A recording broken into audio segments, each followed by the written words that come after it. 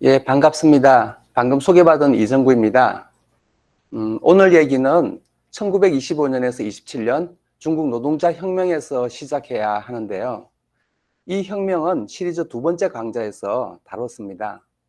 1927년 혁명 패배 후 중국 공산당은 코민테른의 지시에 따라 광둥봉기, 추수봉기 등 초좌파적 노선을 추구했습니다. 그러나 봉기는 처참하게 실패했고 그나마 남아있던 노동계급 기반을 다 잃었습니다. 중국 공산당의 잔존 세력은 도시의 노동계급 기반을 복구하려 하지는 않고 산간 벽지로 도망쳤습니다. 이후 마오쩌둥 하에서 중국 공산당은 농촌에서 유격전을 벌이며 민족주의 정당으로 변했습니다. 반면 트로츠키주의자들은 도시에서 노동계급 속에 뿌리내리려 애썼습니다. 1930년대 초반 한때 중국 트로츠키주의자들은 규모가 러시아 다음으로 컸습니다. 그들은 전쟁과 탄압 등 혹독한 시험을 무수히 치러야 했습니다. 그럼에도 중국 트로츠키주의자들은 악정고투하고 고군분투했습니다. 오늘 저는 노동계급의 자력해방을 추구했던 중국 트로츠키주의자들의 활동을 돌아보며 그 역사적 의의를 살펴보려 합니다. 중국에서 트로츠키주의 운동은 1925년에서 27년 혁명의 패배 여파 속에서 형성됐습니다. 패배의 가장 큰 책임은 스탈린이 지도한 당시 코민테른에 있었습니다. 스탈린은 중국 혁명이 자본주의적 혁명이고 국민당이 이 혁명을 지도할 것이라며 공산당을 국민당에 예속시켰습니다. 그러나 이 전략은 1927년 4월 장제스의 쿠데타와 그 다음에 같은 해 7월 국민당 좌파 왕징웨이의 배신으로 파탄났습니다. 그러자 스탈린은 당시 중국 공산당 지도자였던 천두쇼에게 패배의 모든 책임을 뒤집어 씌웠습니다. 한편 트로츠키는 식민지나 반식민지의 자본가들은 제국주의 억압과 지주제도 문제들을 해결할 수 없다고 강조했습니다. 그들은 늦게 등장해 너무 취약하고 또 아래로부터 부상하는 노동계급 투쟁에 두려움을 느껴 자본주의적 혁명도 지도하지 못하는 본질적으로 보수적인 세력이라는 것입니다. 그래서 트로츠키는 제국주의를 쫓아내고 지주제도를 폐지하는 과업은 노동계급의 혁명으로 성취될 수 있다고 강조했습니다. 1927년 중국혁명의 패배는 트로츠키의 이런 연속혁명론이 비극적으로 입증된 일이었습니다. 소련 공산당과 코민테른 내에서 중국 혁명의 패배를 두고 스탈린주의 관료들과 트로츠키 사이에 논쟁이 벌어졌습니다. 이 논쟁에서 트로츠키의 주장은 패배의 원인을 숙고하던 일부 중국 공산당원들의 관심을 받았습니다. 특히 소련에서 공부하던 많은 중국 유학생들이 트로츠키의 주장을 받아들입니다. 그 집단의 주요 리더였던 왕판시는 1928년 겨울 모스크바 거주 중국인 학생들 사이에서 트로츠키주의자가 급속히 늘었다고 회고합니다. 특히 모스크바 중산대학에서는 전체 학생 400여 명 중에서 100명 내지 150명이 트로츠키주의자였다고 합니다. 스탈린 정부가 정치적 반대자를 무자비하게 탄압하기 시작한 때에 이는 대단한 규모였습니다. 소련 유학생 트로츠키주의자들 중 상당수는 스탈린 국가의 감옥에서 갇히거나 또 살해당해 귀국하지를 못했습니다. 하지만 무사히 중국으로 돌아온 사람들은 조직을 만들고 정기 간행문을 발간했습니다. 그 잡지 이름은 우리들의 말이었는데요. 그 정간물 지지자들은 젊지만 노동운동에 뿌리를 내리고 있었고 그 중에는 중국 공산당의 간부도 있었습니다. 중국 국내에서 천두시와 그의 지지자들도 트로츠키주의자가 됐습니다. 1927년 패배 직후 중국 공산당 총서기직에서 사임한 천두슈는 트로츠키의 주장을 뒤늦게 접하고 크게 깨닫게 됩니다. 이후 그는 트로츠키를 지지한다고 밝혔다가 공산당에서 쫓겨났습니다. 그때 그가 쓴 우리의 정치적 의견이라는 문서는 중국 트로츠키주의 선언문 같은 지위의 글이 됐습니다. 천두슈 그룹은 무산자라고 불렸습니다. 이 밖에도 중국에서 트로츠키주의 소그룹이 2개 더 형성됩니다. 하지만 4개의 트로츠키주의 그룹을 통합하는 것은 쉽지 않았습니다. 특히 젊은 활동가들이 1927년 패배 때까지 코민테른의 지시를 따랐던 천두슈를 한동안 불신했기 때문입니다. 이후 트로츠키의 강력한 촉구로 4그룹은 1931년 5월 통합해서 중국 공산당 자익반대파로 출범했습니다. 그때 조직원 규모가 무려 483명이나 됐습니다. 그들은 스탈린주의에 반대해 진정한 마르크스주의 전통을 지키고 노동계급의 혁명에 헌신하고자 했습니다. 하지만 당시 중국에서 트로츠키주의자로 사는 것은 정말 목숨을 거는 일이었습니다. 국민당 치하에서 트로츠키주의자들의 공개적 정치활동은 거의 불가능했습니다. 국민당 특무기관에 끌려가면 종종 재판도 없이 처형됐습니다. 더구나 중국 공산당도 트로츠키주의자들에게 온갖 중상모략과 폭행을 가했습니다. 물론 일본군에 의해 희생된 트로츠키주의자들도 많았습니다. 1931년 조직 출범 후 채 몇 달 지나지 않아 지도부 전체가 국민당 보안경찰에 잡혀가는 등 혹심하고 또 지속적인 탄압이 중국 트로츠키주의 조직을 크게 위축시켰습니다. 그럼에도 상하이, 홍콩, 광저우, 중산, 원저우 등지에서 조직을 확장하는 시도가 계속 이어졌습니다. 그때 일본의 대륙 침략이 본격화되자 중국인들 사이에서 항일 민족주의 정서가 강해집니다.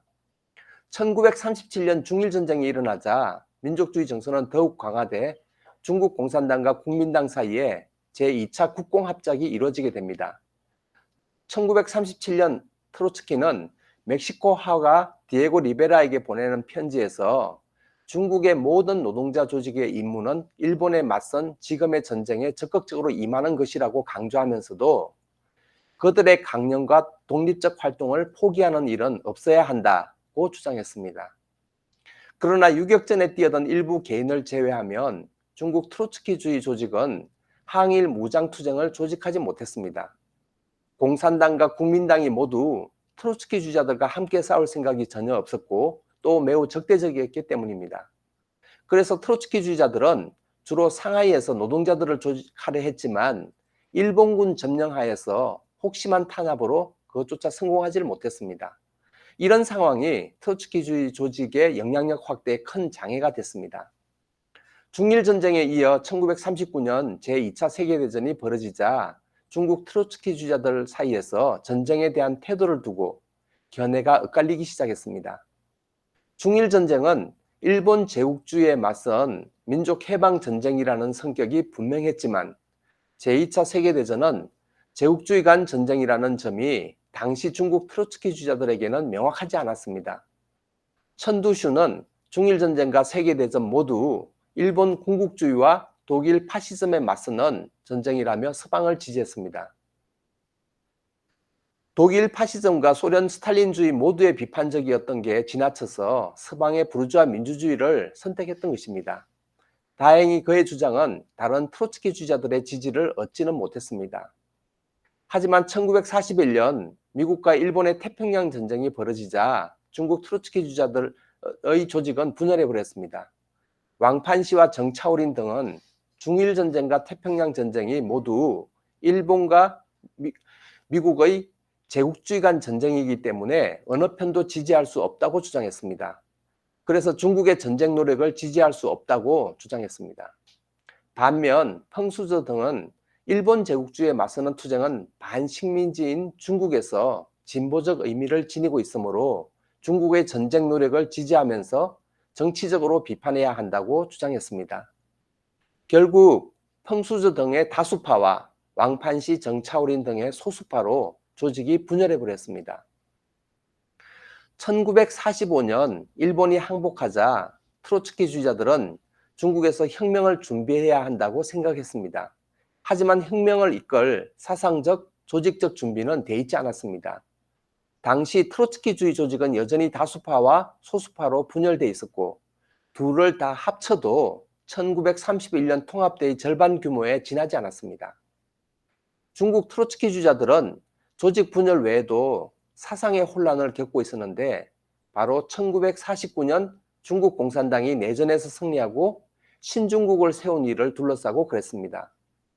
1945년 일본 제국주의가 패망하자 중국 대륙에서는 바로 중국 공산당과 국민당 사이의 내전이 벌어졌습니다. 트로츠키주의자들은 내전에서 중국 공산당을 지지했습니다. 하지만 농민의 기반을 둔 중국 공산당이 승리할 가능성이 낮은 데다 설사 승리한다 해도 도시에서 자본가 및 노동자 모두와 대결해야 하는 더 큰 난관에 봉착할 것이라고 봤습니다.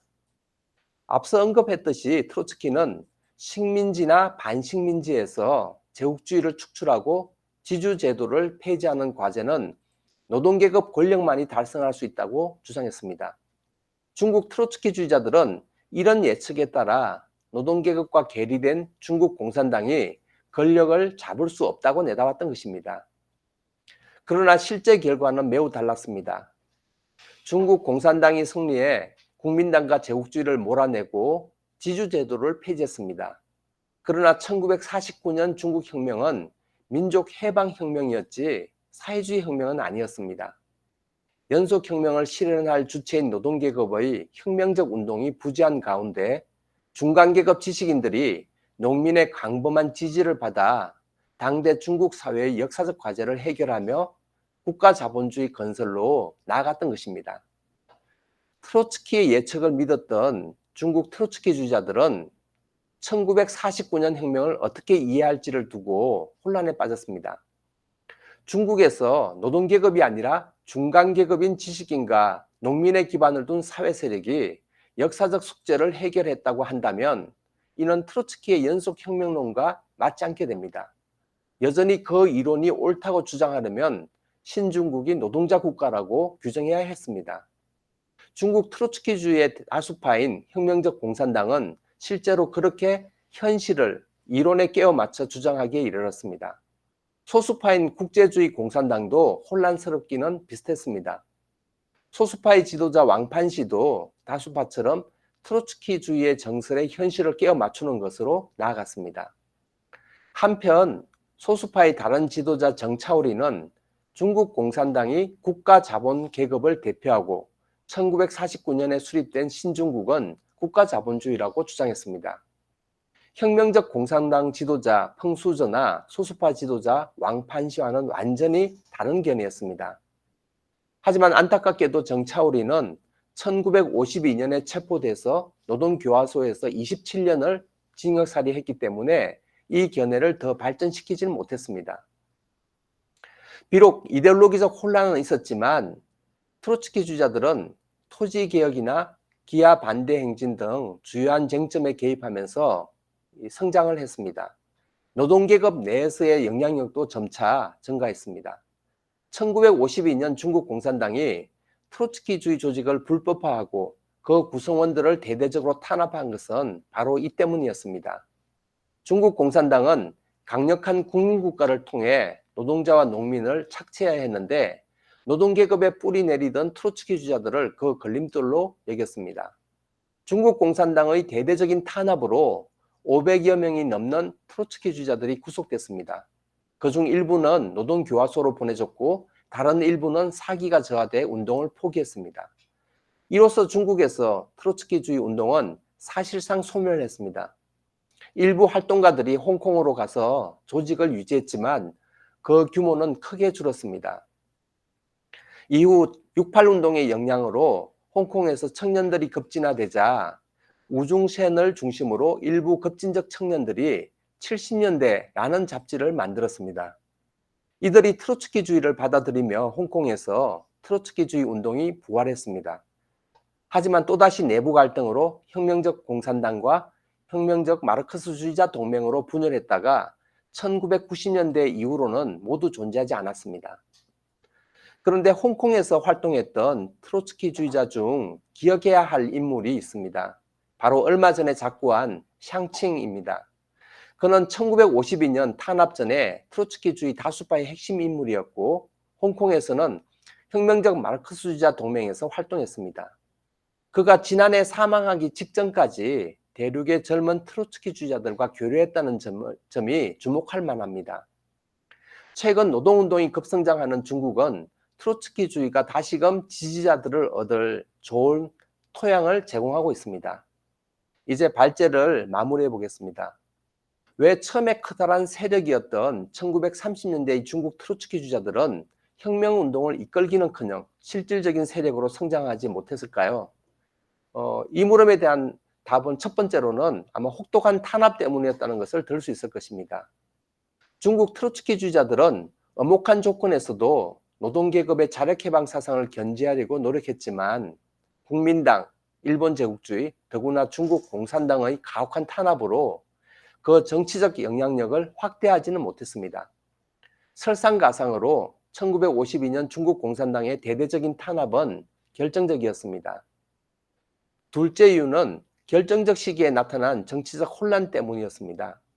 소련 사회의 성격과 1949년 신중국의 성격에 대한 정치적 혼란 때문에 트로츠키주의 진영 내에서는 분열과 사기저하 그리고 마오쩌둥 세력에 투항하는 것 같은 일이 벌어졌습니다. 국가 자본주의론이 왜 혁명적 실천의 등대가 되는지를 중국 트로츠키주의자들의 약점이 잘 보여줬습니다.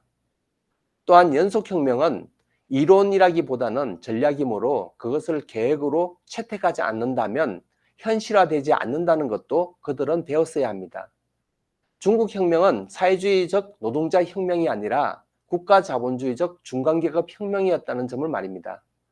이런 약점에도 불구하고 국민당의 특무기관과 그다음에 일본 제국주의 감옥 그리고 마오쩌둥의 노동교화소에서 살해당하거나 고초를 겪으면서도 혁명적 마르크스주의를 지키려 했던 중국 트로츠키주의자들에게 경의를 나타내며 오늘 발제를 마치도록 하겠습니다. 감사합니다.